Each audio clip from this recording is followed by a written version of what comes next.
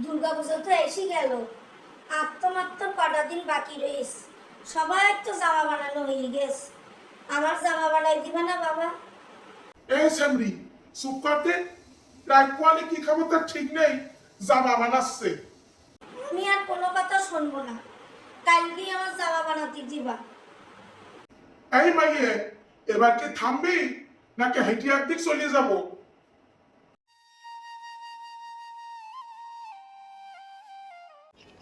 ও দুর্গার বাবা, তুমি মেয়েটারে ওরম করে বলতিছো কেন?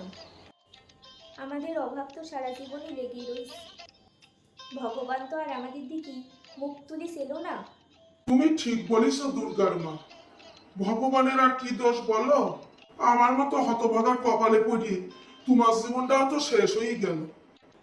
তোমার পরনের শাড়িটাও ছিঁড়ে গেছে, সেটাও আমি কিনে দেবো দেবো করে দিতে পারলাম না। দুর্গার বাবা, তুমি মোটে কষ্ট পাইও না। তোমার পরনে লুঙ্গিটাও তো ছিঁড়ে গেছে, তোমার চশমার কাজটাও ভেঙে গেছে। সেটা কি দেখিছো? ভাবো কি আমি কিছু বুঝি নে, দেখি নে? বাবা, তুমি কষ্ট পাইও না, আমার আর জামা চাই না। আমি তোমাদের সব কথা পাশ দিয়ে চুরি করে শুনেছি, তাই আমার আর জামা চাই না বাবা।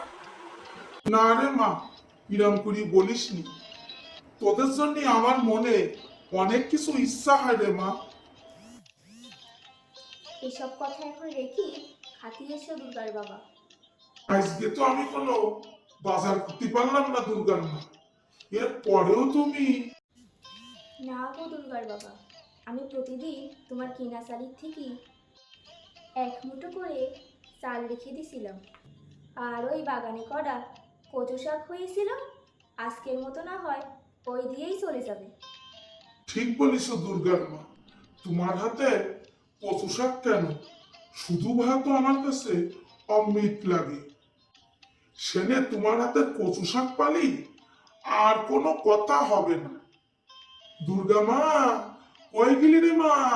শিগগিরই চলি আয়। তোর মা আজকে কচু শাক রান্না করেছে। আমি কিন্তু তোর মার হাতের কচু শাক খুব ভালো খাই। তোরও দেখবি খুব ভালো লাগবে রে মা। চল মা, আজকে আমরা কচু শাক দিয়ে কটা ভাত খেয়ে নি।